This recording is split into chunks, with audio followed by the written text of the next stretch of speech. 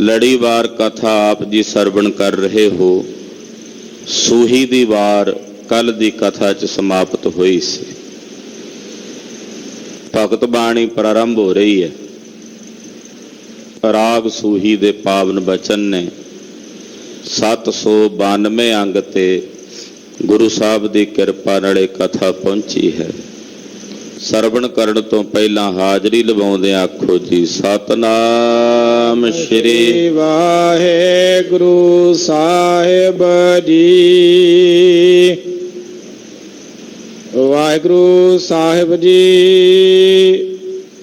ਰਾਗ ਸੂਹੀ ਬਾਣੀ ਸ਼੍ਰੀ ਕਬੀਰ ਜੀਓ ਤਥਾ ਸਭਨਾ ਭਗਤਾ ਕੀ। ਕਬੀਰ ਕੇ ਇਕ ਓੰਕਾਰ ਸਤਿਗੁਰ ਪ੍ਰਸਾਦ। ਰਾਗ ਸੂਹੀ ਹੈ। ਬਾਣੀ ਸ਼੍ਰੀ ਕਬੀਰ ਜੀਓ ਕੀ ਆਰੰਭ ਹੁੰਦੀ ਹੈ। ਸ਼੍ਰੀ ਕਬੀਰ ਸ਼੍ਰੋਮਣੀ ਕਬੀਰ, ਭਗਤਾਂ ਚੋਂ ਸਰਬ ਸ਼੍ਰੋਮਣੀ ਕਬੀਰ, ਉਹਨਾਂ ਦੀ ਬਾਣੀ ਤਥਾ ਸਾਰੇ ਭਗਤਾਂ ਦੀ ਬਾਣੀ, ਸਭਨਾ ਭਗਤਾਂ, ਹੋਰ ਭਗਤਾਂ ਦੀ ਬਾਣੀ।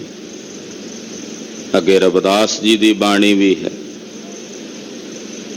ਇਸ ਕਰਕੇ ਹੋਰ ਭਗਤਾਂ ਦੀ ਬਾਣੀ, ਸਭਨਾ ਭਗਤਾਂ ਦੀ ਬਾਣੀ। ਪਹਿਲਾਂ ਸ਼ੁਰੂ ਹੋ ਰਹੀ ਹੈ ਕਬੀਰ ਕੇ, ਕਬੀਰ ਜੀ ਦੇ ਸ਼ਬਦ। ਸਰਲੇਖ ਦੇ ਦਿੱਤਾ। ਭਗਤ ਬਾਣੀ ਦੀ ਆਰੰਭਤਾ ਹੈ, ਇਸ ਕਰਕੇ ਮੰਗਲਾਚਰਨ ਹੈ। ਮੰਗਲਾਚਰਨ ਕਰਦਿਆਂ ਕਹਿੰਦੇ ਇੱਕ ਜੋ ਸਜਾਤੀ ਵਿਜਾਤੀ ਔਰ ਸਾਵਗਤ ਤਿੰਨਾਂ ਭੇਦਾਂ ਤੋਂ ਰਹਿਤ ਹੈ, ਉਹਨੂੰ ਕਹਿੰਦੇ ਨੇ ਇੱਕ ਓੰਕਾਰ, ਜੋ ਸਾਰਿਆਂ ਵਿੱਚ ਵਿਆਪਕ ਹੈ ਔਰ ਸਰਬ ਦਾ ਪ੍ਰਕਾਸ਼ਕ ਹੈ। ਓੰਕਾਰ ਸਾਰਿਆਂ ਵਿੱਚ ਵਿਆਪਕ ਹੈ ਔਰ ਸਰਬ ਦਾ ਪ੍ਰਕਾਸ਼ਕ ਹੈ। ਖਟ ਜੋਤੀਆਂ ਨੇ, ਉਹਦੇ 'ਚ ਸੂਰਜ ਹੈ, ਚੰਦਰਮਾ ਹੈ, ਤਾਰੇ ਨੇ। ਇਹ ਸਾਰੀਆਂ ਜੋਤੀਆਂ ਪਰਤੇ ਪ੍ਰਕਾਸ਼ ਨੇ, ਇਹਨਾਂ ਦਾ ਆਪਣਾ ਪ੍ਰਕਾਸ਼ ਨਹੀਂ। ਇਹਨਾਂ ਨੂੰ ਜਿਹੜਾ ਪ੍ਰਕਾਸ਼ ਦੇ ਰਿਹਾ, ਇਹਨਾਂ ਦਾ ਵੀ ਜੋ ਪ੍ਰਕਾਸ਼ਕ ਹੈ ਉਹ ਹੈ ਓੰਕਾਰ, ਜੋ ਸਰਬ ਦਾ ਪ੍ਰਕਾਸ਼ਕ ਹੈ। ਔਰ ਐਸਾ ਓੰਕਾਰ ਜੋ ਸਾਰਿਆਂ ਦਾ ਪ੍ਰਕਾਸ਼ਕ ਹੈ, ਉਹ ਸੱਚ ਦਾ ਉਪਦੇਸ਼ ਦੇਣ ਵਾਲੇ ਗੁਰੂ ਦੀ ਕਿਰਪਾ ਦੁਆਰਾ ਪ੍ਰਾਪਤ ਹੁੰਦਾ। ਸਤਿਗੁਰ, ਜਦੋਂ ਸਤਿਗੁਰ ਸ਼ਬਦ ਆਉਂਦਾ ਤਾਂ ਇਹਦਾ ਮਤਲਬ ਹੈ ਜਿਹੜਾ ਸੱਚਾ ਗੁਰੂ, ਸਤ ਉਪਦੇਸ਼ ਦੇਣ ਵਾਲਾ ਗੁਰੂ। ਸੰਸਾਰ ਵਿੱਚ ਦੰਭੀ ਤੇ ਪਖੰਡੀਆਂ ਦੀ ਵੀ ਘੱਟ ਗਿਣਤੀ ਨਹੀਂ, ਬੜੇ ਨੇ। ਕੋਈ ਗੁੰਮਰਾਹ ਨਾ ਹੋ ਜਾਏ, ਇਸ ਕਰਕੇ ਵਿਸ਼ੇਸ਼ਣ ਲਾ ਦਿੱਤਾ ਗੁਰੂ ਨਾਲ, ਸਤਿਗੁਰ ਵਿਸ਼ੇਸ਼ਣ ਲਾਇਆ। ਸਤ, ਜਿਹੜਾ ਸੱਚਾ ਗੁਰੂ ਹੈ, ਉਹਦੇ ਪ੍ਰਸਾਦ ਕਹੀਏ ਕਿਰਪਾ ਨਾਲ, ਉਹਦੀ ਦਇਆ ਨਾਲ, ਉਹਦੀ ਰਹਿਮਤ ਨਾਲ ਅਕਾਲ ਪੁਰਖ ਦੇ ਸਰੂਪ ਦੀ ਪ੍ਰਾਪਤੀ ਹੁੰਦੀ ਹੈ। ਗੁਰ ਕਿਰਪਾ ਜਿਹ ਨਰ ਕਉ ਕੀਨੀ, ਤਿਹ ਇਹ ਜੁਗਤ ਪਛਾਨੀ। ਨਾਨਕ ਲੀਨ ਭਇਓ ਗੋਬਿੰਦ ਸਿਉ, ਜਿਉ ਪਾਨੀ ਸੰਗ ਪਾਨੀ। ਸੱਚੇ ਗੁਰੂ ਦੀ ਕਿਰਪਾ ਦੁਆਰਾ ਐਸੇ ਬ੍ਰਹਮ ਸਰੂਪ ਦੀ ਪ੍ਰਾਪਤੀ ਹੁੰਦੀ ਹੈ। ਇਹ ਮੰਗਲਾਚਰਨ ਕਰਕੇ ਮਹਾਰਾਜ ਜੀ ਸ਼ਬਦ ਦੀ ਪ੍ਰਾਰੰਭਤਾ ਕਰਦੇ ਹਨ। ਅਵਤਾਰ ਆਏ ਕਹਾਂ ਤੁਮ ਕੀਨਾ। ਅਵਤਰ ਦਾ ਅਰਥ ਹੁੰਦਾ ਅਵਤਾਰ ਲੈਣਾ, ਜਨਮ ਲੈਣਾ, ਅਵਤਰਤ ਹੋਣਾ। ਫਿਰ ਏਦਾਂ ਵੀ ਅਰਥ ਕਰਦੇ ਸੰਪਰਦਾਈ ਮਹਾਂਪੁਰਸ਼, ਉਹ ਕਹਿੰਦੇ ਕਿ ਅਵਤਾਰਾਂ ਵਰਗਾ ਸਰੀਰ ਤੈਨੂੰ ਮਿਲਿਆ, ਅਵਤਾਰਾਂ ਵਰਗੀ ਕਾਇਆ ਤੈਨੂੰ ਪ੍ਰਾਪਤ ਹੋਈ ਹੈ। 84 ਲੱਖ ਜੂਨੀਆਂ ਦੇ ਗੇੜੇ ਨੂੰ ਭਟਕਣ ਤੋਂ ਬਾਅਦ ਇਹ ਅਵਤਾਰਾਂ ਵਰਗੀ ਕਾਇਆ ਵਿੱਚ ਆ ਕੇ ਤੂੰ ਕੀ ਕੀਤਾ? ਕਹਾ ਤੁਮ ਕੀਨਾ, ਦੱਸ ਤੂੰ ਕੀ ਕੀਤਾ? ਇਸ ਸੰਸਾਰ ਵਿੱਚ ਜਨਮ ਲੈ ਕੇ ਤੂੰ ਕੀ ਕੀਤਾ ਹੈ? ਸਵਾਲ ਕਰ ਰਹੇ ਨੇ। ਇਹ ਸਵਾਲ ਅਸੀਂ ਆਪਣੇ ਅੰਦਰ ਆਪਣੀ ਨਿਜ ਆਤਮਾ ਨੂੰ ਪੁੱਛਣਾ ਹੈ। ਹੇ ਮੇਰਿਆ ਮਨਾ, ਦੱਸ ਤੂੰ ਇਸ ਸੰਸਾਰ ਵਿੱਚ ਆ ਕੇ ਕੀਤਾ ਕੀ ਹੈ? ਕੀ ਐਸਾ ਕੀਤਾ ਹੈ ਕਿ ਤੂੰ ਆਖੇ ਕਿ ਹੁਣ ਮੈਂ ਸੁਰਖਰੂ ਹਾਂ? ਐਸਾ ਤਾਂ ਤੂੰ ਕੁਝ ਵੀ ਨਹੀਂ ਕਰ ਸਕਿਆ। ਗੱਲਾਂ ਬੜੀਆਂ ਕੀਤੀਆਂ, ਠੱਗੀਆਂ ਬੜੀਆਂ ਮਾਰੀਆਂ, ਝੂਠ ਬੜੇ ਬੋਲੇ, ਨਿੰਦਾ ਬੜੀ ਕੀਤੀ, ਚੁਗਲੀਆਂ ਬੜੀਆਂ ਕੀਤੀਆਂ ਨੇ। ਇਹਦੇ ਤੋਂ ਛੁੱਟ ਦੱਸ ਹੋਰ ਕੀਤਾ ਕੀ ਹੈ ਤੂੰ? ਜੋ ਕਰਨ ਆਇਆ ਸੀ ਉਹ ਤਾਂ ਨਹੀਂ ਕੀਤਾ। ਜਿਸ ਲਈ ਜਨਮ ਹੋਇਆ ਸੀ, ਅਵਤਾਰਾਂ ਵਰਗੀ ਇਹ ਕਾਇਆ ਮਿਲੀ ਸੀ, ਉਹ ਤਾਂ ਨਹੀਂ ਕੀਤਾ। ਦੱਸ ਤੂੰ ਕੀ ਕੀਤਾ ਹੈ? ਪੁੱਛਦੇ ਨੇ ਅੱਗੇ ਫੇਰ। ਰਾਮ ਕੋ ਨਾਮ ਨਾ ਕਬ ਹੋ ਲੈਨਾ। ਤੂੰ ਰਾਮ ਦੇ ਨਾਮ ਨੂੰ ਕਦੇ ਆਪਣੀ ਰਸਨਾ ਤੋਂ ਲਿਆ ਤੱਕ ਵੀ ਨਹੀਂ। ਕੀ ਖਟਿਆ ਤੂੰ ਇਸ ਸਰੀਰ ਵਿੱਚ ਆ ਕੇ? ਇਹ ਸਰੀਰਾ ਮੇਰੇ, ਇਸ ਜਗ ਮੈਂ ਆਏ ਕਾ ਕਿਆ ਤੁਧ ਕਰਮ ਕਮਾਇਆ? ਦੱਸ ਤੂੰ ਕੀ ਕਮਾਇਆ? ਕੀ ਖੱਟਿਆ? ਰਾਮ ਦੇ ਨਾਮ ਨੂੰ ਤੂੰ ਕਦੇ ਲਿਆ ਨਹੀਂ। ਹਰੀ ਨਾਮ ਦਾ ਜਾਪ ਤਾਂ ਕਦੇ ਜਪਿਆ ਨਹੀਂ।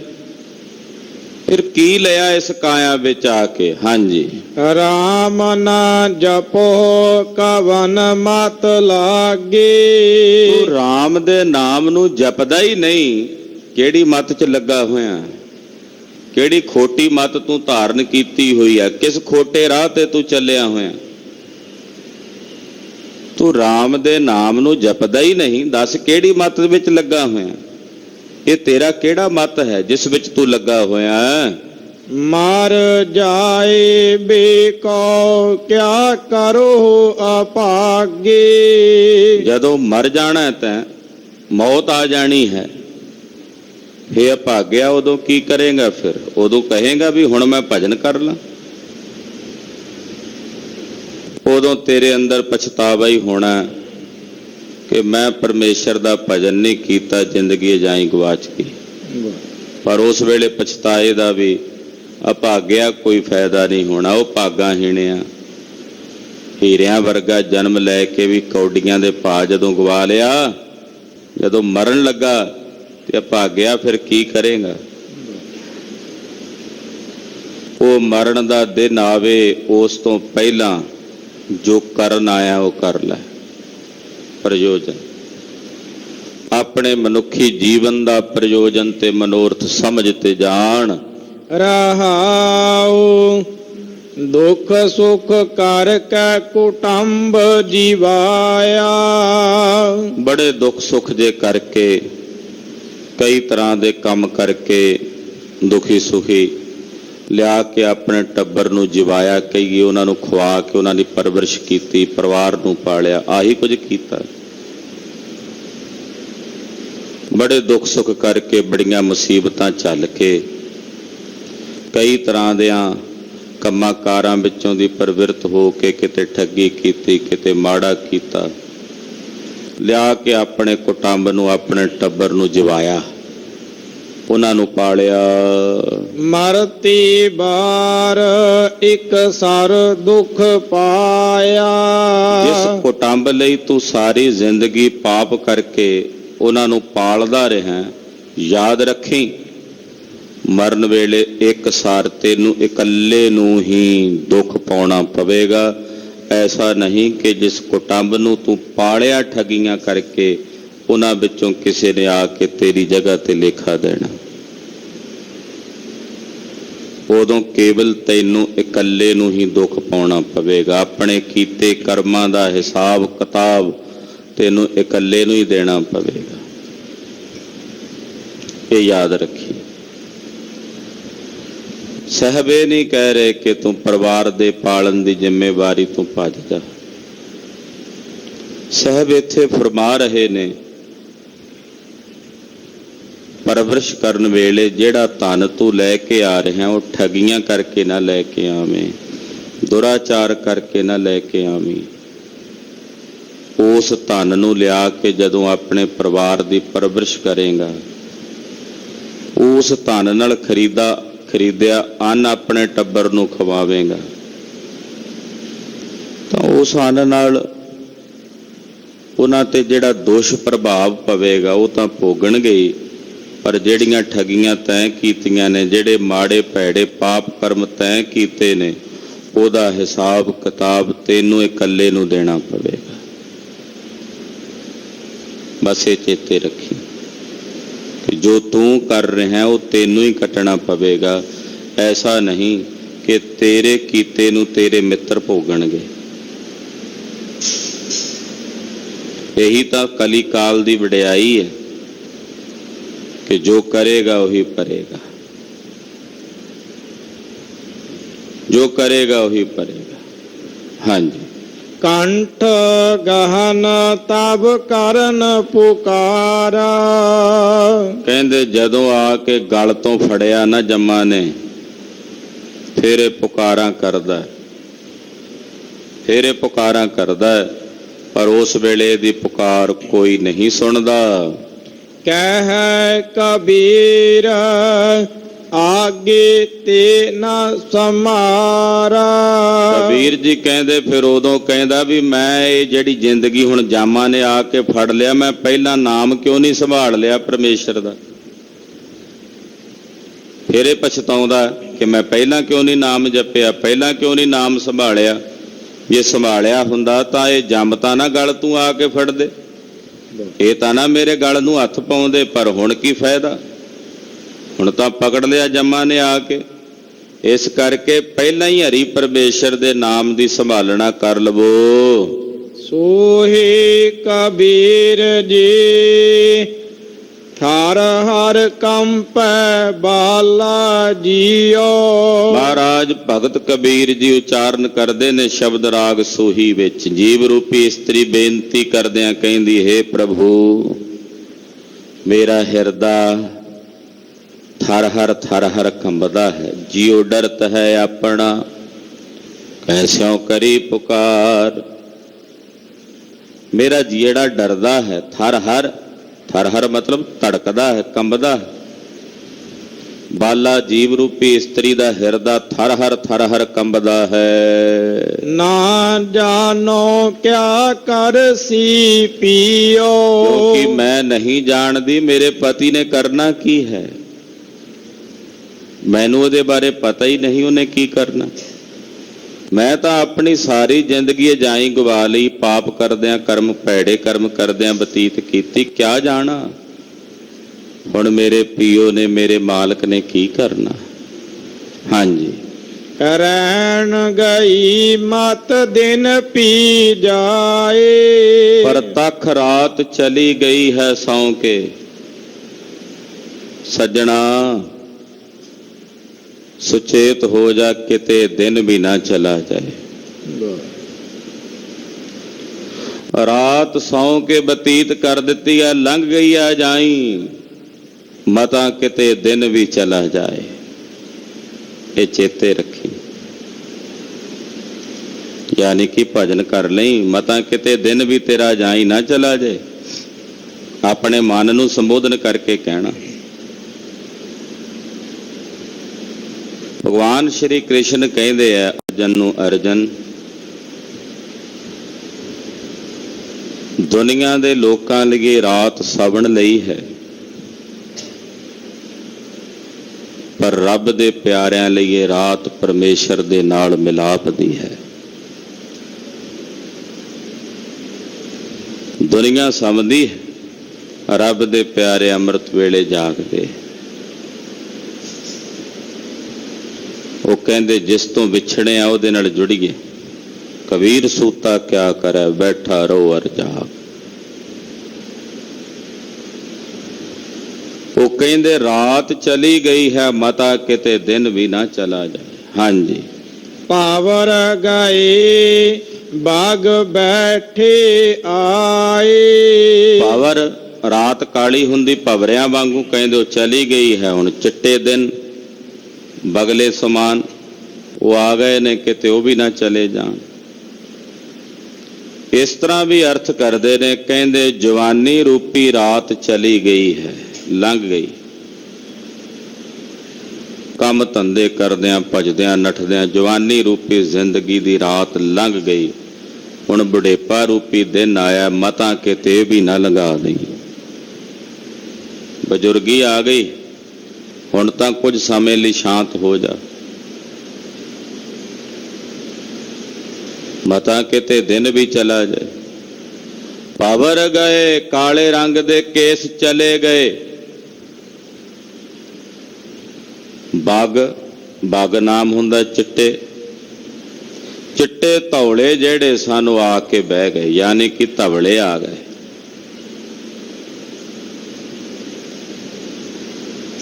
ਬਾਗ ਚਲੇ, ਭਵਰ ਗਏ ਯਾਨੀ ਕਿ ਜਵਾਨੀ ਕੇ ਚਲੀ ਗਈ, ਕਾਲੇ ਰੰਗ ਦੇ ਕੇਸ ਚਲੇ ਗਏ। ਹੁਣ ਬਾਗ ਬੈਠੇ ਆਏ ਦਾ ਮਤਲਬ ਚਿੱਟੇ ਰੰਗ ਦੇ ਕੇਸ ਆ ਗਏ, ਧਵਲੇ ਆ ਗਏ। ਇਹ ਗੱਲ ਵੱਖਰੀ ਹੈ। ਬਹੁਤਿਆਂ ਨੂੰ ਇਹ ਧੌਲੇ ਚੰਗੇ ਨਹੀਂ ਲੱਗਦੇ। ਕਿਉਂ ਆ ਗਏ? ਯਤਨ ਕਰਦੇ ਆ ਮੁੜ ਕੇ ਜਵਾਨ ਹੋਣ ਦਾ, ਕਿ ਕੇਸਾਂ ਨੂੰ ਕਾਲੇ ਕੀਤਿਆਂ ਕੋਈ ਜਵਾਨ ਹੋ ਜਾਂਦਾ? ਯੋਗ ਨਹੀਂ ਹੈ। ਬਹੁਤਿਆਂ ਦੇ ਹਿਰਦਿਆਂ ਦੇ ਵਿੱਚ ਇਸ ਗੱਲ ਦਾ ਰੰਜ ਆਉਂਦਾ ਹੈ। ਕਿਉਂ ਕਿਹਾ ਜਾਂਦਾ ਹੈ? ਜੋ ਦਾਤੇ ਨੇ ਖਾਲਸ ਸਰੂਪ ਦੇ ਦਿੱਤਾ ਹੈ, ਜੋ ਪਰਮੇਸ਼ਰ ਨੇ, ਕੁਦਰਤ ਨੇ ਦੇ ਦਿੱਤਾ ਹੈ, ਉਸ ਕੁਦਰਤ ਦੇ ਨਾਲ ਤੁਸੀਂ ਕਿਵੇਂ ਧੋਖਾ ਕਰ ਸਕਦੇ? ਜੋ ਹੈ ਉਸੇ ਤਰ੍ਹਾਂ ਰਹੇ। ਕਿਉਂ ਕੁਦਰਤ ਦੇ ਨਾਲ ਖਿਲਵਾੜ ਕਰਨਾ?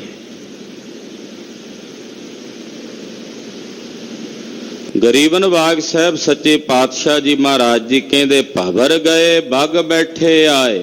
ਭਵਰੇ ਚਲੇ ਗਏ, ਕਾਲੇ ਰੰਗ ਦੇ ਕੇਸ ਚਲੇ ਗਏ, ਚਿੱਟੇ ਰੰਗ ਦੇ ਕੇਸ ਆ ਗਏ।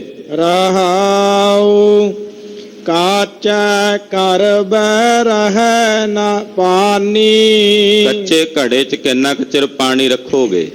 ਆਖਰ ਸਰਵ ਜਾਂਦਾ ਨਾ। ਕੱਚੇ ਭਾਂਡੇ ਦੇ ਵਿੱਚ ਜਾਂ ਕੱਚੇ ਘੜੇ ਦੇ ਵਿੱਚ ਕਿੰਨੀ ਕੁ ਦੇਰ ਤੱਕ ਪਾਣੀ ਰੱਖਿਆ ਜਾ ਸਕਦਾ? ਨਹੀਂ ਰਹਿੰਦਾ। ਇਹ ਸਰੀਰ ਕੱਚਾ ਘੜਾ ਹੈ, ਇਹਦੇ ਵਿੱਚ 9 ਛੇਕ ਨੇ। ਉਹਦੇ 'ਚ ਸਵਾਸਾਂ ਦਾ ਪਾਣੀ ਕਿੰਨਾ ਕੁ ਚਿਰ ਸਾਂਭ ਕੇ ਰੱਖਾਂਗੇ? ਅਖੀਰ ਉਹ ਸਵਾਸਾਂ ਦਾ ਜਲ ਨਿਕਲਦਾ ਚਲਿਆ ਜਾ ਰਿਹਾ ਹੈ। ਜ਼ਿੰਦਗੀ ਘਟ ਰਹੀ ਹੈ, ਜੀਵਨ ਬੀਤ ਰਿਹਾ ਹੈ। ਹੰਸ ਚੱਲਿਆ ਕਾਇਆ ਕੋਮਲਾਨੀ। ਕਹਿੰਦੇ ਜਦੋਂ ਇਹਦੀ ਕਾਇਆ ਵਿੱਚੋਂ ਜੀਵ ਆਤਮਾ ਨਿਕਲੀ, ਇਹ ਕਾਇਆ ਕੁਮਲਾ ਗਈ। ਜਿਹੜਾ ਚਿਹਰਾ ਪਹਿਲਾਂ ਲਾਲੀ ਨਾਲ ਦਗ-ਦਗ ਕਰਦਾ ਸੀ, ਸਵਾਸ ਨਿਕਲਦਿਆਂ ਸਾਰ, ਜੀਵ ਆਤਮਾ ਦੇ ਨਿਕਲਦਿਆਂ ਸਾਰ, ਉਹੀ ਚਿਹਰਾ ਪਿਲਤਣ ਦੇ ਨਾਲ ਚਿੱਟਾ ਹੋ ਗਿਆ, ਕੁਮਲਾ ਗਿਆ, ਸੁੱਕ ਗਿਆ, ਸੜ ਗਿਆ। ਏਦਾਂ ਦੀ ਹਾਲਤ ਹੋ ਗਈ। ਕੁਆਰ ਕੰਨਿਆ ਜੈਸੇ ਕਰਤ ਸਿਗਾਰਾ। ਕੁਆਰੀ ਲੜਕੀ ਆਪਣੇ ਸਰੀਰ ਤੇ ਅਨੇਕਾਂ ਪ੍ਰਕਾਰ ਦੇ ਸ਼ਿੰਗਾਰ ਕਰ ਲਵੇ। ਕਿਉਂ ਰਲਿਆ ਮਾਨੈ ਬਾਜ ਪਤਾਰਾ। ਉਹ ਆਪਣੇ ਪਤੀ ਤੋਂ ਬਿਨਾਂ ਜੇ ਪਤੀ ਨਹੀਂ ਹੈ ਤੇ ਉਹਦੀ ਅਭੇਦਤਾ ਦਾ ਆਨੰਦ ਨਹੀਂ ਮਾਣ ਸਕਦੀ। ਇਨ ਬਿਨ ਇਸੇ ਤਰ੍ਹਾਂ ਜਿਹੜੇ ਜੀਵ ਆਪਣੇ ਉਸ ਪਤੀ ਪਾਰ ਬ੍ਰਹਮ ਪਰਮੇਸ਼ਰ ਤੋਂ ਬੇਮੁਖ ਹੋ ਕੇ ਸੰਸਾਰ ਦੇ ਕਰਮ ਕਾਂਡਾਂ ਦੇ ਸ਼ਿੰਗਾਰ ਕਰਦੇ ਨੇ, ਲੱਖਾਂ ਕਰ ਲੈਣ, ਲੱਖਾਂ ਕਰਮ ਕਾਂਡਾਂ 'ਚ ਪ੍ਰਵਿਰਤ ਹੋਈ ਜਾਣ। ਜੇ ਉਸ ਪਾਰ ਬ੍ਰਹਮ ਪਰਮੇਸ਼ਰ ਪਤੀ ਦੀ ਤੋਂ ਬੇਮੁਖ ਨੇ, ਉਹਨੂੰ ਜਾਣਿਆ ਹੀ ਨਹੀਂ, ਤੇ ਉਹਦੀ ਅਭੇਦਤਾ ਦਾ ਆਨੰਦ ਕਿਵੇਂ ਮਾਣਨਗੇ? ਜਿੰਨੇ ਮਰਜ਼ੀ ਕਰਮ ਕਾਂਡ ਕਰੀ ਜਾਣੋ, ਕਿਸੇ ਲੇਖੇ ਨਹੀਂ ਪੈਣੇ। ਹਾਂਜੀ। ਕਾਗ ਉਠਾਵਤ ਪੂਜਾ ਪਿਰਾਨੀ। ਏ ਵਾਹਿਗੁਰੂ ਹੁਣ ਤਾਂ ਆ ਜਾ। ਕਾਂ ਉਡਾਂਦੀ ਦੀ ਬਾਹਾਂ ਪੀੜ ਹੋਣ ਲੱਗ ਪਈਆਂ। ਸਾਡੇ ਪੰਜਾਬ ਦੇ ਵਿੱਚ ਇੱਕ ਐਸਾ ਵੀ ਵਿਧਾਨ ਸੀ, ਕਿਸੇ ਸਮੇਂ ਕਿਸੇ ਇਸਤਰੀ ਦਾ ਪਤੀ ਪ੍ਰਦੇਸ਼ ਗਿਆ ਹੋਣਾ ਤਾਂ ਉਹਨੇ ਕਹਿਣਾ, ਉੱਡੋ ਕਾਵਾਂ, ਉੱਡ ਵੇ ਕਾਵਾਂ, ਵੇਖ ਮੇਰਾ ਪਤੀ ਆਉਂਦਾ। ਜੇ ਕਿਸੇ ਪ੍ਰਾਹੁਣੇ ਆਉਣ ਦੀ ਇੱਛਾ ਹੋਣੀ ਤਾਂ ਕਹਿਣਾ, ਉੱਡ ਵੇ ਕਾਵਾਂ, ਵੇਖ ਕੋਈ ਪ੍ਰਾਹੁਣਾ ਆਉਂਦਾ, ਕੋਈ ਸੰਬੰਧੀ ਆਉਂਦਾ। ਹੇ ਵਾਹਿਗੁਰੂ, ਕਾਂ ਉਡਾਂਦੀ ਦਾ ਮੇਰੀਆਂ ਬਾਹਾਂ ਪਿਰਾਨੀ ਪੀੜ ਹੋਣ ਲੱਗ ਪਈਆਂ ਨੇ, ਤੂੰ ਹਲੇ ਨਹੀਂ ਬੌੜਿਆ, ਆ ਜਾ ਹੁਣ ਤਾਂ। ਅਰਦਾਸ ਕਰਦੇ ਏਦਾਂ ਵੀ ਅਰਥ ਕੀਤਾ ਫਰੀਦਕੋਟੀ ਟੀਕੇ 'ਚ, ਪਾਪ ਕਰਮ ਰੂਪੀ ਕਾਗ ਕਰ, ਯਾਨੀ ਕਿ ਕਾਵਾਂ ਸਮਾਨ ਪਾਪ ਕਰਮ ਕਰਦਿਆਂ ਮੇਰੀ ਬੁੱਧੀ ਰੂਪੀ ਬਾਂਹ ਜਿਹੜੀ ਆ ਉਹ ਪਿਰਾਨੀ ਦੁਖੀ ਹੋ ਰਹੀ ਹੈ। ਕਹਿ ਕਬੀਰ ਇਹ ਕਥਾ ਸਿਰਾਨੀ। ਕਬੀਰ ਜੀ ਮਹਾਰਾਜ ਜੀ ਕਹਿੰਦੇ ਹੈ ਮੇਰੀ ਕਹਾਣੀ, ਇਹ ਹੈ ਮੇਰੀ ਕਥਾ। हे ਪ੍ਰਭੂ ਆ ਜਾ ਹੁਣ ਤਾਂ ਦਰਸ਼ਨ ਦੇ। ਹਾਂਜੀ, ਸੂਹੀ ਕਬੀਰ ਜੀਓ। ਕਬੀਰ ਜੀ ਮਹਾਰਾਜ ਜੀ ਰਾਗ ਸੂਹੀ 'ਚ ਸ਼ਬਦ ਉਚਾਰਦੇ ਹਨ। ਅਮਲ ਸਿਰਾਨੋ ਲੇਖਾ ਦੇਨਾ। ਕਹਿੰਦੇ ਸਿਰ ਦੇ ਉੱਤੇ ਜਿਹੜੇ ਲਿਖੇ ਹੋਏ ਅਮਲ ਨੇ ਨਾ, ਅਮਲ ਹੋਣਾ ਉਹਨਾਂ ਦਾ, ਹਿਸਾਬ ਕਿਤਾਬ ਹੋਣਾ, ਉਹ ਲੇਖਾ ਦੇਣਾ ਪੈਣਾ। ਜੋ ਜੋ ਅਸੀਂ ਅਮਲ ਕੀਤੇ ਨੇ, ਕਮਾਏ ਨੇ, ਕੱਲੇ ਕੱਲੇ ਕੀਤੇ ਅਮਲ ਦਾ ਲੇਖਾ ਉਹ ਦੇਣਾ ਹੈ। ਆਏ ਕਠਨ ਦੂਤ ਜਮ ਲੈਣਾ। ਬੜੇ ਕਰੜੇ ਹੋ ਕੇ ਜਿਹੜੇ ਜਮ ਦੂਤ ਨੇ ਉਹ ਆ ਕੇ ਲੇਖਾ ਲੈਂਦੇ ਆ। ਉਹ ਕੋਈ ਮਾੜੀ ਮੋਟੀ ਦਇਆ ਤਰਸ ਰਹਿਮ ਨਹੀਂ ਕਰਦੇ, ਬੜੇ ਕਰੜੇ ਹੋ ਕੇ, ਹਾਂ, ਕੱਲਾ ਕੱਲਾ ਹਿਸਾਬ ਲੈਂਦੇ ਆ। ਆਏ ਕਠਨ ਦੂਤ ਜਮ ਲੈਣਾ, ਬੜੀ ਕਰੜਾਈ ਦੇ ਨਾਲ ਉਹ ਜਿਹੜੇ ਜਮ ਦੂਤ ਨੇ ਉਹ ਆ ਕੇ ਇਸ ਜੀਵ ਕੋਲੋਂ ਲੇਖਾ ਲੈਂਦੇ ਹਨ। ਕਿਆ ਤੈ ਖੱਟਿਆ ਕਹਾਂ ਗਵਾਇਆ। ਪੁੱਛਦੇ ਨੇ, ਦੱਸ ਓਏ ਕੀ ਖੱਟਿਆ ਤੇ ਕੀ ਗਵਾਇਆ। ਇਹ ਕਹਿੰਦਾ ਜੀ ਆਹ ਵੇਖੋ, ਮੈਂ ਇੰਨਾ ਬੈਂਕ ਬੈਲੈਂਸ ਬਣਾਇਆ ਆਪਣਾ, ਆ ਇੰਨਾ ਕੁਝ ਗਵਾਇਆ। ਉਹ ਕਹਿੰਦੇ ਇਹਨੂੰ ਛੱਡ, ਹੋਰ ਦੱਸ ਜਿਹੜਾ ਉੱਥੇ ਕੰਮ ਆਉਣਾ। ਧਰਮਰਾਏ ਦੀ ਕਚਹਿਰੀ ਜਿੱਥੇ ਤੈਨੂੰ ਸੱਦਿਆ, ਜਿੱਥੇ ਤੈਨੂੰ ਲੈ ਕੇ ਜਾਣ ਲਈ ਆਏ ਹਾਂ, ਉੱਥੇ ਲਈ ਕੀ ਖੱਟਿਆ ਤੇ ਕਹਾਂ ਗਵਾਇਆ। ਗਵਾਇਆ ਕੀ ਹੈ ਦੱਸ। ਇਹ ਚਿੰਤਨ ਸਾਨੂੰ ਕਰਨਾ ਪਵੇਗਾ ਆਪਣੇ ਅੰਦਰ ਕਿ ਅਸੀਂ ਹੁਣ ਤੱਕ ਕੀ ਖੱਟਿਆ ਤੇ ਕੀ ਗਵਾਇਆ। ਇਹ ਚਿੰਤਨ ਸਾਡੇ ਹਿਰਦੇ ਵਿੱਚ ਹੋਣਾ ਚਾਹੀਦਾ ਹੈ। ਵਿਸ਼ਲੇਸ਼ਣ ਅਸੀਂ ਆਪਣੇ ਹਿਰਦੇ 'ਚ ਕਰਨਾ, ਆਪਣੀ ਜ਼ਿੰਦਗੀ ਪ੍ਰਤੀ ਵੀ, ਕਿ ਮੈਂ ਆਪਣੇ ਜੀਵਨ 'ਚ ਕੀ ਖੱਟਿਆ ਤੇ ਕੀ ਗਵਾਇਆ। ਔਰ ਜਦੋਂ ਇਸ ਪੰਕਤੀ ਨੂੰ ਵਿਆਪਕ ਰੂਪ ਵਿੱਚ ਵੇਖਾਂਗੇ ਤਾਂ ਵੇਖੀਏ ਪਿਛਲੇ ਕੁਝ ਦਹਾਕਿਆਂ ਤੋਂ ਅਸੀਂ ਆਪਣੇ ਪੰਥ ਦੇ ਵਿੱਚ ਰਹਿੰਦਿਆਂ ਕੀ ਖੱਟਿਆ ਤੇ ਕੀ ਗਵਾਇਆ। ਇਹ ਵਿਸ਼ਲੇਸ਼ਣ ਵੀ ਜ਼ਰੂਰੀ ਹੈ ਕਿ ਹੁਣ ਤੱਕ ਅਸੀਂ ਕੀ ਖੱਟਿਆ ਤੇ ਗਵਾਇਆ ਕਿੰਨਾ ਕੁਝ ਹੈ। ਉਹ ਵਿਸ਼ਲੇਸ਼ਣ ਵੀ ਹੋਣਾ ਚਾਹੀਦਾ। ਖੈਰ, ਇੱਥੇ ਅਧਿਆਤਮਿਕ ਰੂਪ ਵਿੱਚ ਕਹਿ ਰਹੇ ਨੇ, ਦੱਸ ਓਏ ਸੱਜਣਾ ਤੂੰ ਕੀ ਖੱਟਿਆ ਤੇ ਕੀ ਗਵਾਇਆ। ਚੱਲੋ ਸਿਤਾਬ ਦੀਵਾਨ ਬੁਲਾਇਆ। ਸਿਤਾਬ ਕਹਿੰਦੇ ਨੇ ਛੇਤੀ ਨੂੰ, ਛੇਤੀ ਚੱਲ, ਦੇਰੀ ਨਾ ਲਾ। ਤੈਨੂੰ ਦੀਵਾਨ ਵਿੱਚ ਸੱਦਿਆ ਗਿਆ, ਧਰਮਰਾਏ ਦੀ ਕਚਹਿਰੀ 'ਚ ਸੱਦਿਆ ਗਿਆ। ਛੇਤੀ ਚੱਲ, ਜਿੱਥੇ ਤੇਰਾ ਹਿਸਾਬ ਹੋਣਾ, ਜਿੱਥੇ ਤੈਨੂੰ ਪੁੱਛਿਆ ਜਾਣਾ ਕੀ ਖੱਟਿਆ ਤੇ ਕੀ ਗਵਾਇਆ। ਛੇਤੀ ਚੱਲ, ਦੇਰੀ ਨਾ ਲਾ। ਤੈਨੂੰ ਛੇਤੀ ਬੁਲਾਇਆ ਗਿਆ। ਹਾਂਜੀ, ਚੱਲ ਦਰ ਹਾਲ ਦੀਵਾਨ ਬੁਲਾਇਆ। ਚੱਲ ਛੇਤੀ, ਦਰਹਾਲ ਦਾ ਮਤਲਬ ਹੀ ਹੁੰਦਾ ਛੇਤੀ ਚੱਲ। ਤੈਨੂੰ ਰੱਬ ਦੀ ਕਚਹਿਰੀ ਵਿੱਚ, ਧਰਮਰਾਏ ਦੀ ਕਚਹਿਰੀ ਵਿੱਚ ਦੀਵਾਨ ਨੇ ਬੁਲਾਇਆ ਹੋਇਆ। ਹਰ ਫੁਰਮਾਨ ਦਰਗਹਿ ਕਾ ਆਇਆ। ਇਹ ਫੁਰਮਾਨ ਹਰੀ ਦਾ ਹੈ, ਨਿਰੰਕਾਰ ਦੀ ਦਰਗਾਹ ਵਿੱਚੋਂ ਆਇਆ, ਤੈਨੂੰ ਲੈਣ ਆਏ ਆ। ਜਿਸ ਦਾ ਭੇਜਿਆ ਆਇਆ ਸੀ ਉਸੇ ਦੇ ਸੱਦੇ ਤੇ ਤੈਨੂੰ ਲੈਣ ਵਾਸਤੇ ਆਏ। ਇਹ ਦਰਗਾਹ ਦਾ ਹੁਕਮ ਹੈ, ਹਰੀ ਦੀ ਦਰਗਾਹ ਦਾ ਫਰਮਾਨ ਆਇਆ ਹੈ। ਰਹਾਉ ਕਰੋ ਅਰਦਾਸ ਗਾਵ ਕਿਛ ਬਾਕੀ। ਇਹ ਅੱਗੋਂ ਬੇਨਤੀ ਕਰਦਾ ਉਹਨਾਂ ਜੰਮਾਂ ਨੂੰ ਕਹਿੰਦਾ ਹੈ, ਬੇਨਤੀ ਕਰਦਿਆਂ ਕਹਿੰਦਾ ਵੀ ਚੱਲਦਾ ਵੀ ਮੇਰਾ ਇੱਕ ਕੰਮ ਰਹਿੰਦਾ ਹੈ, ਉਹ ਕੰਮ ਕਰ ਲਵਾਂ ਮੈਂ, ਜ਼ਿਆਦਾ ਟਾਈਮ ਨਹੀਂ ਲਾਉਂਦਾ। ਕਹਿੰਦਾ ਵੀ ਮੇਰੇ ਕੰਮ ਰਹਿੰਦੇ ਆ ਕੁਝ ਇੱਕ ਦੁੱਕਾ, ਉਹ ਕੰਮ ਮੈਂ ਨਿਬੇੜ ਲਵਾਂ, ਕਰ ਲਵਾਂ।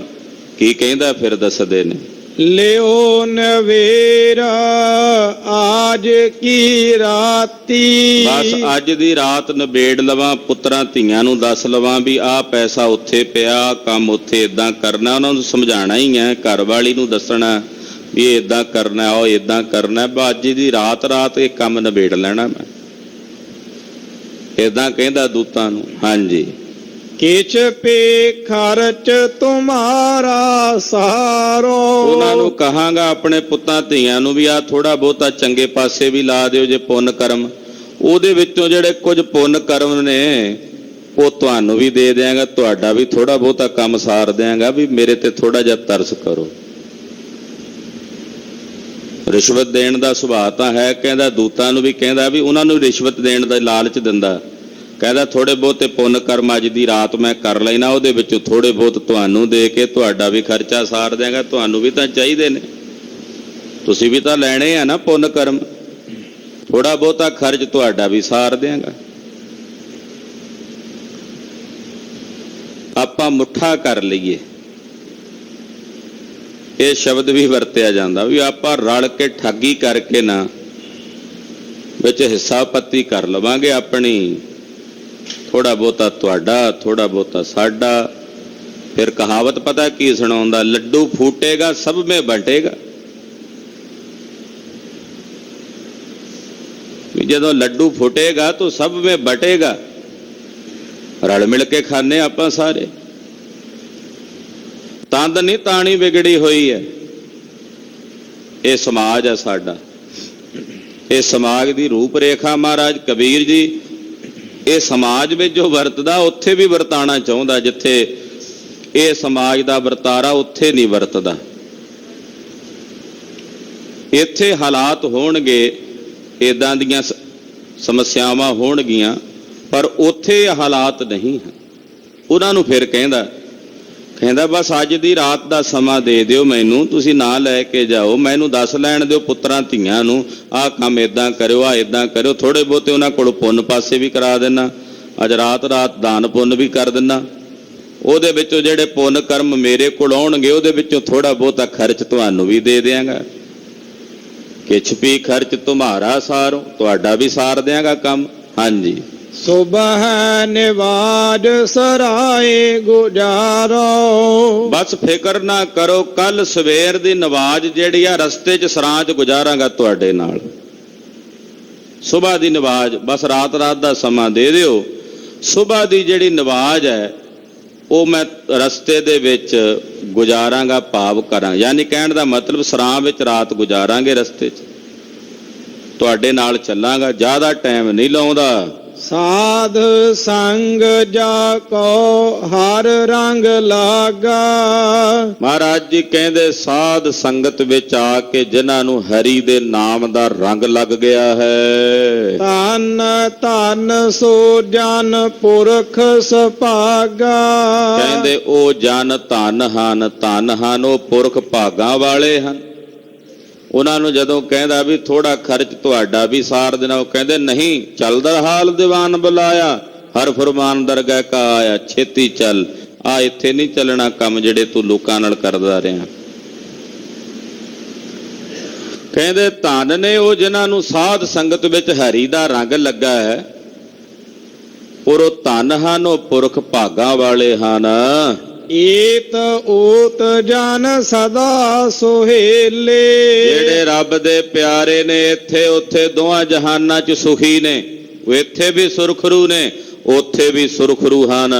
ਜਨਮ ਪਦਾਰਥ ਜੀਤ ਅਮੋਲੇ। ਉਹਨਾਂ ਨੇ ਆਪਣੇ ਇਸ ਅਮੋਲਕ ਜਨਮ ਨੂੰ ਜਿੱਤ ਲਿਆ, ਆਪਣੇ ਇਸ ਜਨਮ ਦੀ ਬਾਜੀ ਨੂੰ ਫਤਿਹ ਪ੍ਰਾਪਤ ਕਰ ਲਈ ਹੈ। ਜਾਗਤ ਸੋਇਆ ਜਨਮ ਗਵਾਇਆ। ਜਿਹੜਾ ਬੰਦਾ ਜਾਗਦੇ ਹੀ ਸੁੱਤਾ ਪਿਆ ਉਹਨੇ ਆਪਣਾ ਜਨਮ ਗਵਾ ਲਿਆ, ਅਜਾਈ ਬਤੀਤ ਕਰ ਲਿਆ। ਮਾਲ ਧਨ ਜੋਰਿਆ ਭਇਆ ਪਰਾਇਆ। ਜੋ ਮਾਲ ਧਨ ਸਾਰੀ ਜ਼ਿੰਦਗੀ 'ਚ ਜੋੜਿਆ ਉਹ ਇੱਕ ਖਿੰਨ 'ਚ ਸਭ ਕੁਝ ਬਗਾਨਾ ਹੋ ਗਿਆ, ਪਰਾਇਆ ਹੋ ਗਿਆ। ਕਹੋ ਕਬੀਰ ਤੇਈ ਨਰ ਭੂਲੇ। ਕਬੀਰ ਜੀ ਮਹਾਰਾਜ ਜੀ ਕਹਿੰਦੇ ਅਸਲ ਵਿੱਚ ਉਸ ਰੱਬ ਨੂੰ ਉਹੀ ਬੰਦੇ ਭੁੱਲਦੇ ਹਨ। ਖਾਸਮ ਵਿਸਾਰ ਮਾਟੀ ਸੰਗ ਰੂਲੇ। ਜਿਹੜੇ ਖਸਮ ਨੂੰ ਵਿਸਾਰ ਕੇ ਮਿੱਟੀ ਦੇ ਨਾਲ ਰਲੇ ਪਏ ਨੇ, ਮਿੱਟੀ ਜੋ ਖੇ ਆ ਉਹਦੇ ਵਿੱਚ ਰੁਲੇ ਹੋਏ ਨੇ। ਕਬੀਰ ਜੀ ਮਹਾਰਾਜ ਇਹ ਵੈਰਾਗ ਜਨਿਆ ਉਪਦੇਸ਼ ਸਾਨੂੰ ਸਾਰਿਆਂ ਨੂੰ ਪ੍ਰਦਾਨ ਕਰ ਰਹੇ ਨੇ। ਹੋਰ ਉਹਨਾਂ ਦੇ ਪਾਵਨ ਸ਼ਬਦ ਅਗਲਿਆਂ ਪ੍ਰਸੰਗਾਂ ਵਿੱਚ ਵਿਚਾਰਾਂਗੇ। ਹੋਈਆਂ ਭੁੱਲਾਂ ਚੁੱਕਾਂ ਦੀ ਖਿਮਾ। ਵਾਹਿਗੁਰੂ ਵਾਹਿਗੁਰੂ ਵਾਹਿਗੁਰੂ ਵਾਹਿਗੁਰੂ।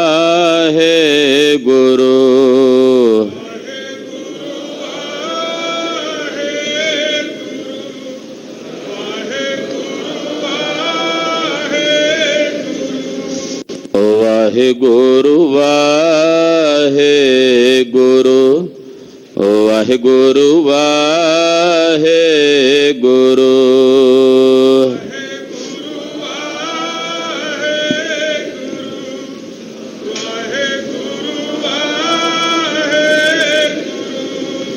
ਵਾਹਿਗੁਰੂ ਵਾਹਿਗੁਰੂ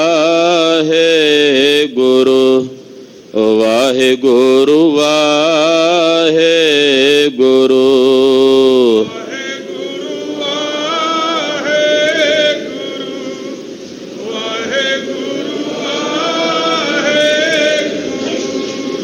ਵਾਹਿਗੁਰੂ ਵਾਹਿਗੁਰੂ ਵਾਹਿਗੁਰੂ ਵਾਹਿਗੁਰੂ।